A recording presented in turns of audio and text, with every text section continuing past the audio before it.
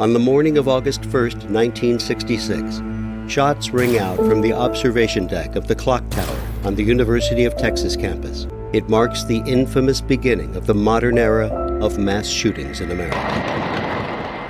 I'm Sarah Ferris, true crime podcaster. And I'm Katherine, the former head of the FBI's active shooter program. And you're listening to Stop the Killing.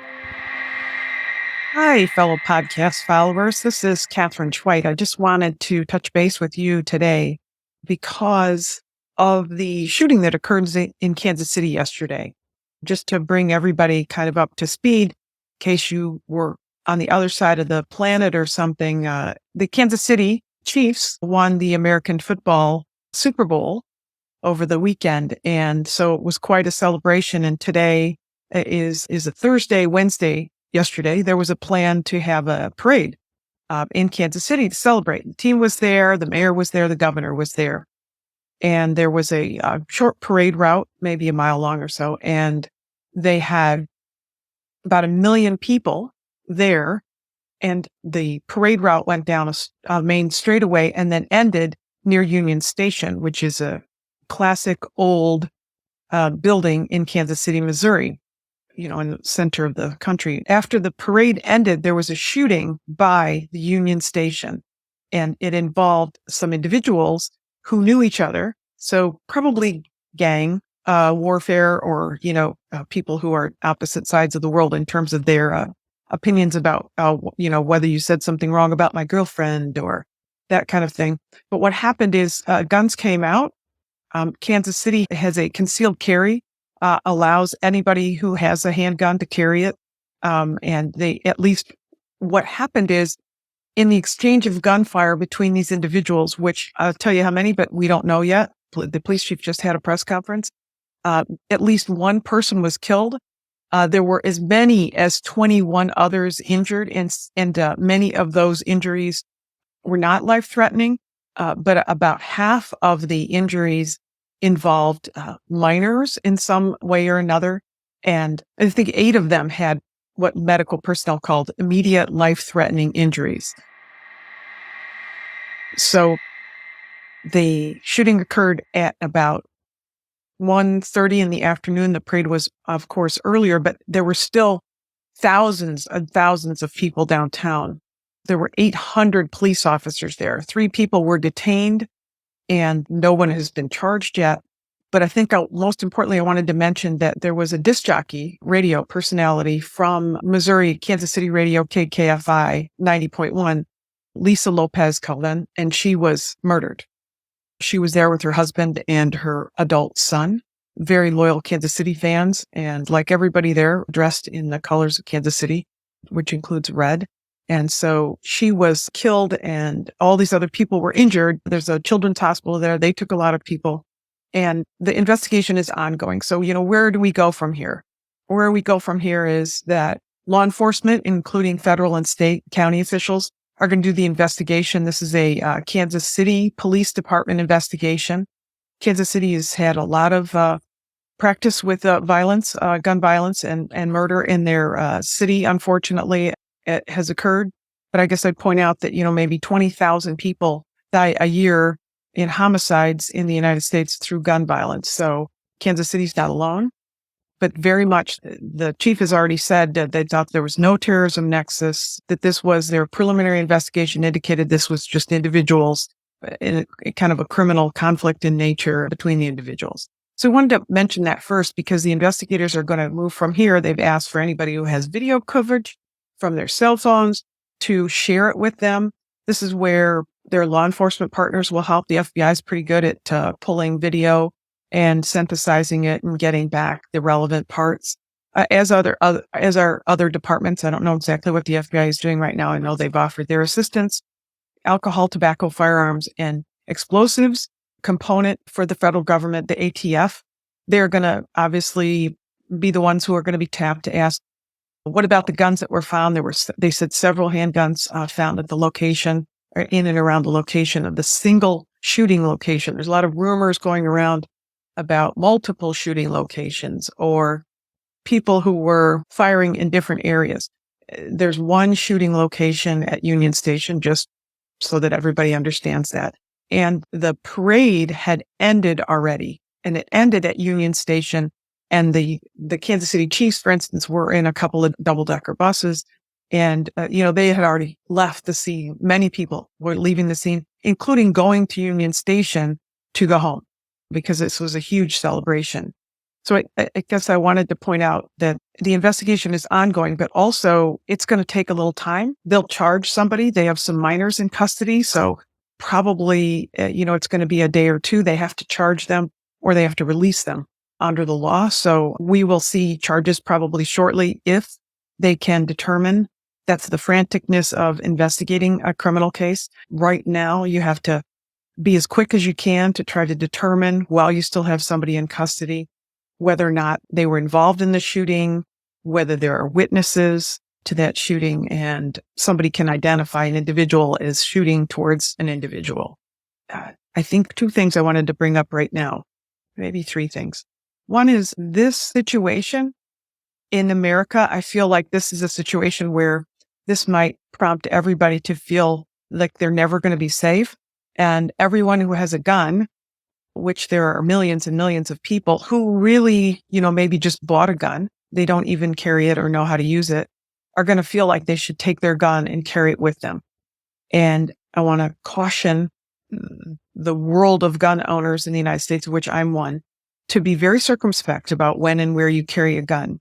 There are many locations where you can't carry it. And if you leave it in your car, we know one of the best places for thieves to find guns is under the front seats and in the glove boxes and in packages in cars. They break into cars at sporting events, for instance, where guns might not be allowed.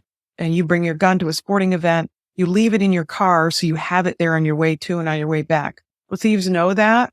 There are gang groups that just go through parking lots after the sporting event starts to break into cars and steal guns. It's a great source of guns, for illegally owned guns, for use for criminal activity. So don't be tempted to take your gun with you just because you think it's going to keep you safer. And then here's kind of those other two, maybe a couple of points. When you think about taking a gun someplace, you may have a legal right to carry the gun. You may not necessarily have the right to fire that gun. And when you fire a gun in public, you run the risk of hurting people. It's possible that 20 individuals were injured in some way in this exchange that occurred in Kansas City. People are not as good with a firearm as they think they are. I think that's a general universal knowledge base that those of us who carry guns for a living have. We know that people think they can shoot well. I mean, law enforcement that trains all the time only hits their mark so many times. It's kind of like baseball averages, batting averages. Law enforcement might hit their mark 3 or 4 times when the adrenaline is going and the person is running and moving. And every round you discharge from a weapon is going someplace until something stops it. And in a crowded area, that someplace could just as easily be an individual. So be circumspect about bringing a gun to the fight, because when you bring a gun, you add to the problem. And I know it's tempting to want to always bring one all the time if you think you can carry it or you're proficient in it or you have a legal right to do it.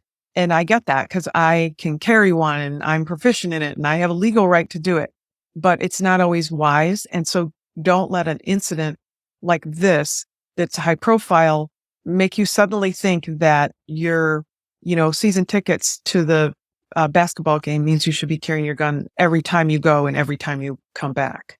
I'm not saying don't carry guns ever. That's your right. I'm saying be circumspect about when you carry it, where you carry it, because if you draw a gun and you fire, you could be the one who's being arrested because you killed an innocent person and you will have to live with that. So don't bring a gun to the gunfight unless you need to.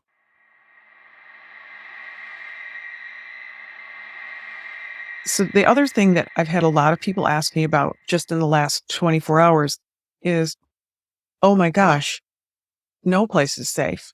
And oh my gosh, what are we going to do? Part of that, I think, and I think about, especially for our listeners who are outside the United States, is that, the U.S. is hosting the World Cricket Cup this year. And we're holding FIFA World Cup in 26. We're scheduled to hold the Summer Olympics and Paralympics in 28 in Los Angeles. There will be, as there were when Olympics were held in other cities that were considered to be somewhat dangerous. There will be fantastic procedures in place in terms of security perimeters, and the information they glean from today and other shootings will help to inform how they plan and prepare for future events, including, when and where you're allowed to carry a gun and how close you can get to a venue. So kind of keep that in mind, that even though we are going to be hosting these events, law enforcement is always learning from, day to day. And take a step back and recognize that there were 1 million people at this event who were there having fun, a lot of drinking, probably very peaceful, a fun and raucous crowd in different ways. And none of those people were involved and engaged in this type of activity. So if a conflict occurs in a neighborhood nearby an event, that doesn't mean the event is unsafe. And I think that's the feeling safe versus being safe. A lot of people don't feel safe right now. And yet they really are safe. It may seem like there's a shooting on every corner, but there isn't. You go to the grocery store every week, you get on your bus to go to work every day. And all of those instances, there isn't an event. There isn't a shooting event. You have to ingest and remember all of those different events. And then I guess the last thing that I just wanted to touch base on is the reality of safety. It does not go unnoticed that there were children injured in this instance. And our children go to school where we know that they're actually safer in school than they even are in homes, statistically. So we worry about our children in school, but we also know that our children are in schools that host safety training for tornadoes and fire drills and hurricanes and active shooter situations and other emergencies, power outages. Children are very good sponges about understanding and accepting the rules as put forth to them. Where I find right now, say if you're going to take your family to a baseball game, or you're going to take your family to any event, or your kid is playing in Little League, it is always good to have contingency plans. My children were raised, with me. So we always had if we get separated, meet here. If there's an emergency, do this. And at all levels, because of my workload and what I knew we could be exposed to, you should be having, as a parent, those conversations with your kids. They absolutely can be at the age appropriate level. But, if a child is going to if you go to an amusement park and a child gets lost in the amusement park, you want them to know, well, go find a trusted adult and you instruct them. We need you to do the same thing here now, because for two purposes. One, a child will know what to do, and we can talk about that briefly. But then two, a child will know that you are considering and concerned about their safety, and you know what to do in an emergency. And that gives them confidence and calms them down. That's the value of having a teacher explain emergency procedures in the classroom. Then the child doesn't have to hold all of that on their own shoulders. And I see a lot of parents don't do this, but they really should. As a parent, you should think about talking to your kids just in general about, what do you do in an emergency? What if I'm not around in that emergency? And then if you're going someplace, make a plan that, hey, if there's an emergency in the stadium while we're there and I'm off, in the ladies' room, then here's the plan. We're going to go to meet at this corner at this time. And if this is the type of emergency, then you do this. And that's the type of emergency, you do this.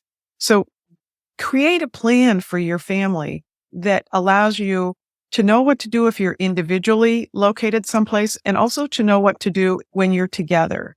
That will give you confidence that even though things are crazy right now, they'll be calm in a little while. And then specifically with regard to a shooting situation, there's a couple of things that are kind of a challenge always. You can't be killed if you're not there.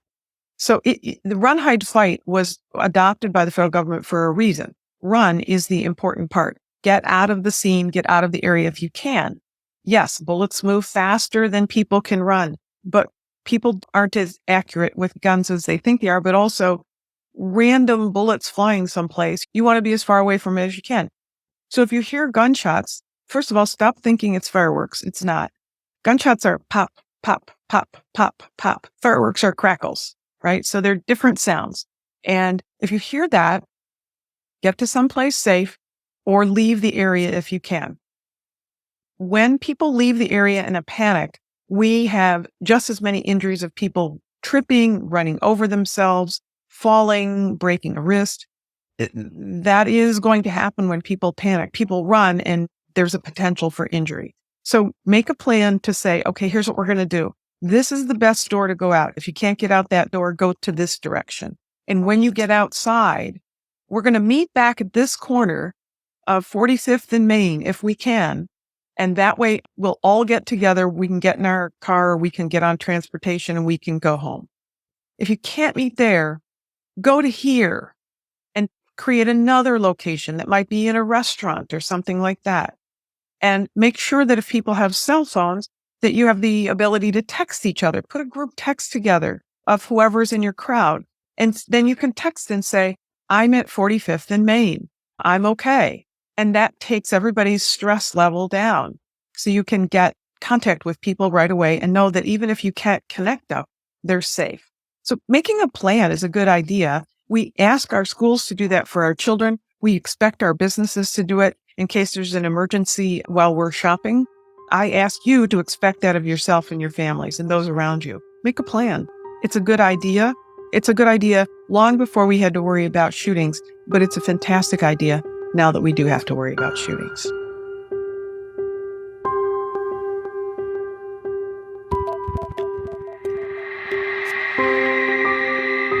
Thanks for listening. And if you want to know more, Katherine's book, Stop the Killing, is out now. For more details, go to katherineschweit.com. Please consider also supporting our independently made podcast. It's simple to do. Go to patreon.com/Stop the Killing. And for as little as the price of a latte a month, you can be part of the solution to stop the killing. Patreon rewards range from official do-gooder status to ad-free episodes, autographed books, and opportunities to connect with us directly for your business, school, church, or even just a book club chat. But just knowing that you are part of a movement that has the power to make your community safer, well, that's got to taste better than a skinny cappuccino any day. So please head to patreon.com/Stop the Killing now and polish off your do-gooder halo and make sure to include your name so we can give you a shout out.